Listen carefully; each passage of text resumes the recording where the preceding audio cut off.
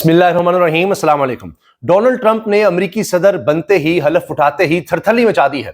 پہلے ہی دن آفس میں اتنے آرڈرز جاری کر دیے ہیں، 1500 لوگوں کی رہائی جن پر الزام تھا، بلکہ وہ سزا کاٹ رہے تھے، کیپٹل ہل پر حملہ کیا گیا، اس میں وہ لوگ جرم کی سزا بھگت رہے تھے، ان کی معافی، اس کے علاوہ کئی احکامات جو بائیڈن کے تھے ان کو ریورس کر دیا ہے۔ اب ٹرمپ جس طرح سے آگے بڑھ رہے ہیں اور جس طرح انہوں نے اعلانات کیے تھے اس پر عمل درآمد کر رہے ہیں کہ یہ کروں گا، اب یہاں پاکستان میں بھی میٹنگز ہونے لگی ہیں، تھرتھلی مچی ہوئی ہے کہ ٹرمپ کا کیا کیا جائے۔ جس طرح شہباز شریف نے فوری طور پر ان کو مبارکباد دی، لمبا چڑا ٹویٹ کیا خوش آمدی، وہ بھی الٹا ان کو پڑ گیا کیونکہ نیچے کمیونٹی نوٹ لگ گیا کہ یہ شخص جھوٹ بولتا ہے اور یہ اس نے تو ویسے ہی ایکس بینڈ کیا ہوا ہے۔ اب ٹرمپ کی جتنی دوستی ہو چکی ہے ایلون مسک سے، جو ایکس کا مالک ہے، اب یہ بات ایکس پر خود آ کر ایلون مسک نے کہی کہ جی ہماری پاکستانی حکام سے بات چیت چل رہی ہے کہ وہاں پر ہم نے سٹار لنک دینا ہے، تو اس کو یہ بھی تو پتا ہوگا کہ ایکس بین ہے پاکستان میں۔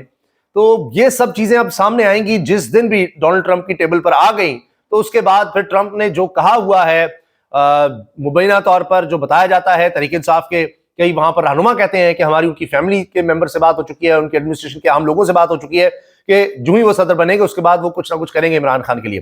تو یہاں پریشانی بڑھ رہی ہے کہ پتہ نہیں یہاں کیا ہو جائے گا، یہاں بیانیہ بنانے کی بات ہو رہی ہے، خواجہ صرف اب کہہ رہے ہیں ایبسولوٹلی ناٹ، ہم سے ڈو مور کا مطالبہ ہوا، ہم نہیں کریں گے، ہم اپنے مفادات دیکھیں گے۔ یہ وہ شخص کہہ رہا ہے جو کہتا تھا ہمیں وینٹیلیٹر لگے ہوئے ہیں، ہم تو کچھ کر ہی نہیں سکتے، عمران خان نے کیسے کہہ دیا۔ اب یہ اور طرح کا بیانیہ بنانے کی کوشش کر رہے ہیں۔ دوسری طرف جناب عطا تارڑ صاحب بڑے پریشان نظر آ رہے ہیں۔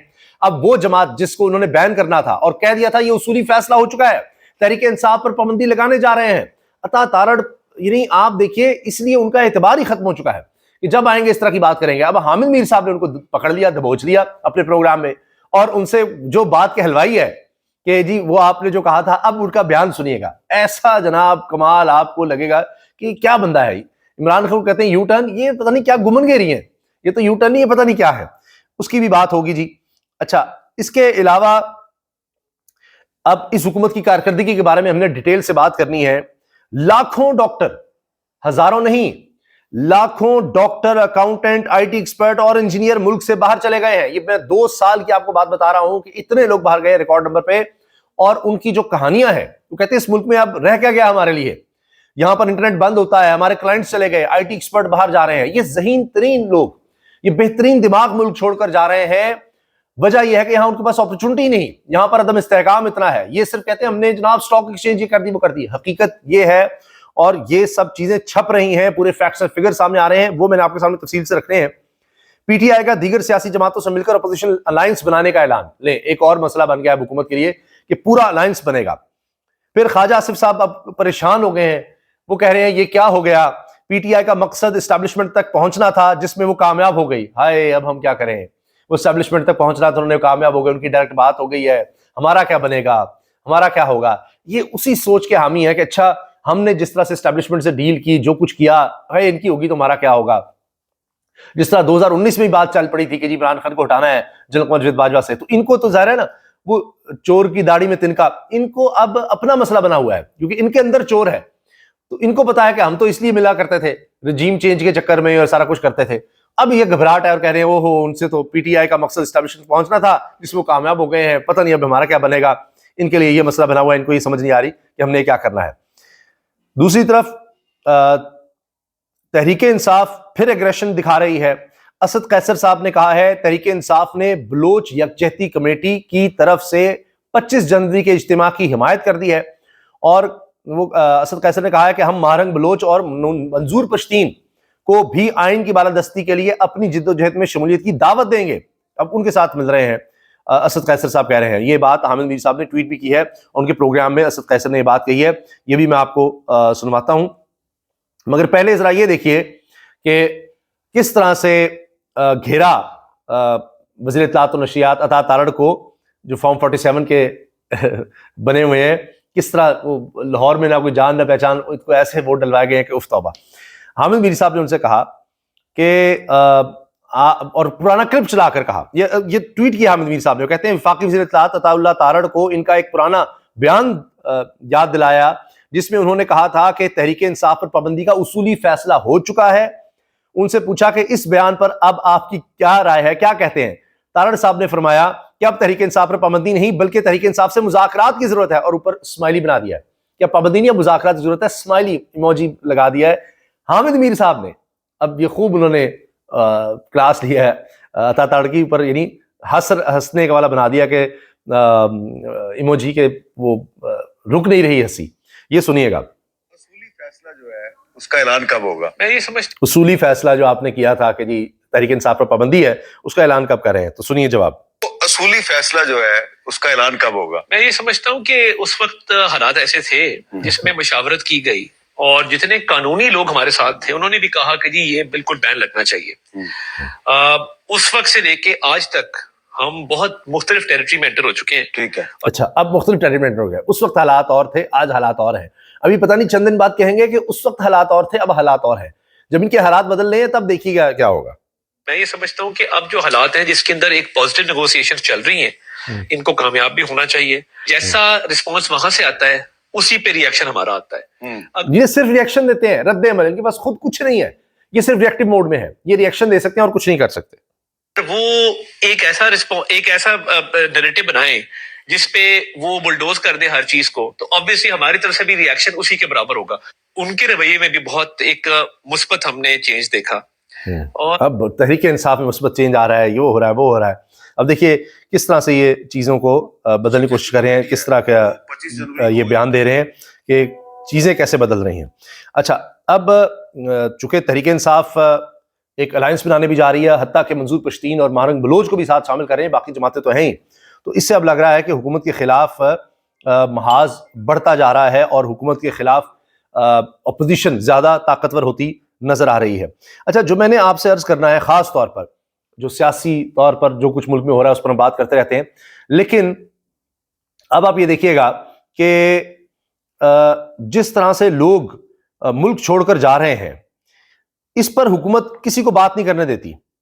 اور یہ نہیں کہ مزدور طبقہ یا دیگر لوگ, یہ جو ہمارے سب سے اچھے دماغ ہیں وہ جا رہے ہیں, اور اس کا ہمیں اتنا نقصان ہے کہ ہم یہ بہت پیچھے رہے. یہ ریمیٹنسز والا چکر نہیں ہے, یہ لوگ وہاں جائیں گے, وہاں کی اکانومی میں اپنا حصہ ڈالیں گے, وہاں جا کر اپنا نالج شیئر کریں گے, اور وہ ان کا ملک ترقی کر رہا ہوگا جس ملک میں یہ جائیں گے, کیونکہ ان نوجوانوں کو یہاں اپرچونٹی دی ہی نہیں گئی.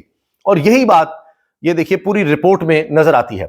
یہ ایکسپریس پر یہ طالب فریدی صاحب بڑے سینئر جرنلسٹ ہیں, انہوں نے پوری رپورٹ شائع کی ہے کہ یہ لوگ سرکاری خزانے میں 15 ارب روپے کے قریب پروٹیکٹر اینڈ امیگریشن کی فیس کی مد میں بھی جمع کرا کر گئے ہیں, جو کہ ضروری ہوتی ہے اگر آپ نے اس طرح سے جانا ہے.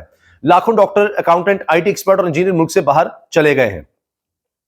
اب ایکسپریس نیوز کو ملنے والے پروٹیکٹر اینڈ امیگریشن کے اعداد و شمار کے مطابق گزشتہ 2 برسوں میں پاکستان میں خراب معاشی حالات اور بڑھتی ہوئی بے روزگاری کے باعث لاکھوں پاکستانی بیرون ملک چلے گئے. بیرون ملک جانے والے پاکستانیوں میں doctor, engineer, I T professional اور ٹیچر سمیت پیرامیڈیکل سٹاف, اور سب سے بڑھ کر یہ کہ سینکڑوں کی تعداد میں آرٹسٹ پاکستان کو خیر بات کہہ گئے ہیں. یعنی کوئی نہیں یہاں رک رہا, جو بھی ایسا شخص ہے اس کی ضرورت ہو سکتی ہے وہ سب جا رہے ہیں.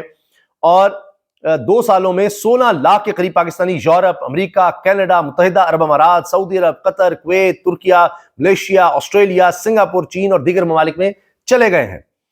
اور بڑی ان کو فیسیں ادا کرنی پڑی ہیں, کس طرح پیسے اکٹھے کر کے, پھر بھی انہوں نے کہا کہ یہاں سے جاؤ. بیرون ملک جانے والے شعیب کے مطابق گولڈ میڈلسٹ ہیں, اعلیٰ تعلیم حاصل کی, الیکٹرک انجینئر بنے, لیکن 3 سال تک دھکے کھاتے رہے. کسی انسٹیٹیوٹ میں ان کو ملازمت نہیں ملی. لاکھوں روپے پڑھائی پر خرچ کرنے کے باوجود کئی سال بے روزگار ہونے کے بعد انہوں نے آسٹریلیا کے لیے اپلائی کیا اور آسٹریلیا جانے میں کامیاب ہو گئے. جبکہ رضوان کے مطابق وہ چارٹرڈ اکاؤنٹنٹ ہیں, یہاں پہ 1-2 فرموں میں کام شروع کیا, مگر اس حساب سے ان کو تنخواہ اور دیگر مراد نہیں ملی, اس لیے وہ کویت چلے گئے اور وہاں پر اپنی اور اپنی فیملی کے لیے دن رات محنت کر کے روٹی کما رہے ہیں. عمران جو آئی ٹی کے ایکسپرٹ تھے, ان کا کہنا یہ تھا کہ آئے دن نیٹ سروس اتنی سلو کر دی جاتی ہے کہ میل ہی نہیں ہو پاتی, تو کام کیا خاک کریں گے. یہاں پہ کام کرنا مشکل ہو چکا ہے. بڑی مشکل سے یورپ اور دیگر ممالک سے کسٹمر تلاش کیے تھے, لیکن میں بر وقت ان کے آرڈر مکمل نہ کر سکا. یہی وجہ ہے کہ لاکھوں روپے کا نقصان کرنے کے بعد پھر میں نے دبئی اور ملیشیا کے لیے اپلائی کیا اور مجھے ملیشیا سے بلوایا گیا. میں ملیشیا جا رہا ہوں. اسی طرح ڈاکٹر فیصل کے مطابق وہ یہاں پر میڈیکل میں اسپیشلائزیشن کرنا چاہتے تھے, مگر سکوپ نہ ہونے کے باعث وہ بھی ترکیہ چلے گئے. ترکیہ سے وہ جرمنی جائیں گے اور جرمنی میں پریکٹس کریں گے. اب وہاں جرمنی میں پریکٹس ہو رہی ہوگی.